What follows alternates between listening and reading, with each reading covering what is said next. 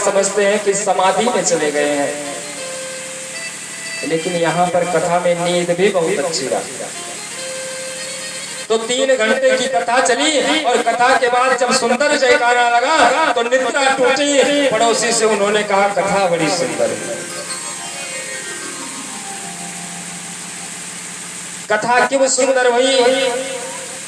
घर में तो नींद की गोली खानी पड़ती है, फिर भी नींद नहीं आती देर रात तक। और कथा तो 3 घंटे की, बैठते ही 10 मिनट में निद्रा आई। और ध्यान कब टूटा कि जब भगवान का जयकारा लगा। तो इतनी सुंदर कथा कहाँ मिलेगी? दवा खाने के बाद नींद ना आवे और कथा में बैठते ही निद्रा आ जाए तो सुंदर तो है। तो 3 प्रकार के होते हैं, सोता, श्रोता और श्रोता।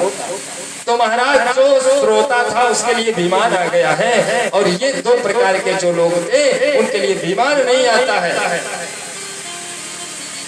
उन्हें तो वही बेईमान ही मिलेगा जिसके बारे में सोच रहे हैं बार बार बार बार। धुंधकारी विमान पर आरूढ़ होकर के और भगवान के धाम को गया। इधर समस्त ग्रामवासी पुनः सुंदर मंच बना करके और गोकर्ण जी पुनः कथा का गायन कर रहे हैं। अब आज सारे ग्रामवासी बड़े भाव से कथा का श्रवण कर रहे हैं, और ऐसे कथा का श्रवण करते करते करते करते सुंदर भाव जागृत हो गया। देखिए, भागवत की कथा चिन्मयी है। प्रथम दिवस की भी कथा में मैंने बताया। तो भागवत की कथा जो होती है वो हमारे ज्ञान को बढ़ाती है। ये ज्ञान की है गंगा, और जो ज्ञान की गंगा में डुबकी लगाएगा उसके ज्ञान बढ़ जाएंगे। लेकिन भागवत में अनेक प्रकार की जो वेदियां बनाई जाती हैं, सर्वतोभद्र वेदी, नवग्रह वेदी, रुद्र कलश, विष्णु कलश, पितृ कलश, इसमें हमारे समस्त पितरों का, देवताओं का आवाहन किया जाता है। स्थान के जो भी देवता हो, क्षेत्र के जो भी देवता हैं, जो हमारे दिशाओं के दिक्पाल हैं, जो जल के देवता वरुण देवता हैं, जो 9 प्रकार की ग्रह हैं, 9 ग्रह देवता, और इस भागवत के प्रधान देवता, इष्ट देवता जो हैं वो भगवान कृष्ण। तो शव का आवाहन करके और शव का नित्य मैं पूजन करता हूं, और उसके साथ साथ में भागवत की कथा में वक्ता के अलावा कम से कम 4 से 5 ब्राह्मणों का वर्ण किया जाए, और उनके द्वारा सुंदर कथा में भागवत के जो 18,000 श्लोक हैं उनका पारायण किया जाए। 18,000 श्लोकों में से कोई भी श्रेष्ठ वक्ता नहीं है कि जो 10,000 श्लोकों का 7 दिन में गायन करे।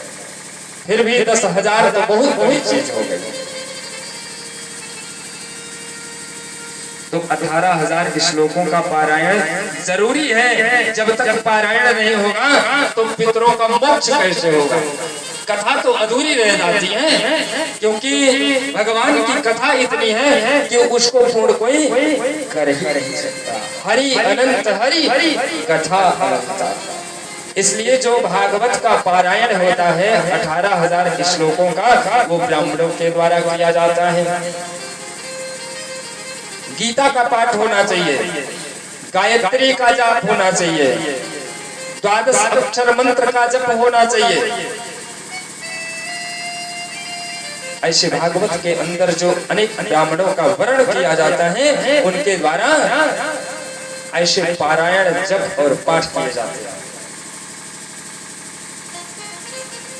और भागवत के लिए शुभ मुहूर्त, शुभ मुहूर्त में भागवत प्रारंभ की जाए, और जिस दिन अग्निवास हो उस दिन हवन किया जाए। आहुति, जब तक आहुति किसी शुभ ग्रह के मुख में नहीं जाती है तब तक आपके द्वारा डाली गई हव्य अग्नि में पूर्ण नहीं हो सकती। किसी देवग्रह के मुख में जाएगी तो आपके पुण्य को बढ़ा देगी, और वही हव्य अगर किसी दानव ग्रह के मुख में जा रही है तो आपके जीवन का क्लेश बढ़ जाएगा।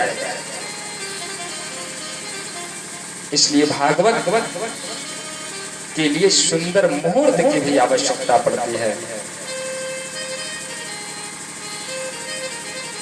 और उसके साथ साथ सुंदर विद्वान वक्ता की भी आवश्यकता होती है, जो सुंदर सुंदर साधारण शब्दों में मुझे भागवत रूपी गंगा में अवगाहन कराए, स्नान करवाए। क्योंकि भागवत क्या है, वेदों से उद्धृत हुई, बोले वेद रूपी जो कल्प वृक्ष है उसका फल यह है।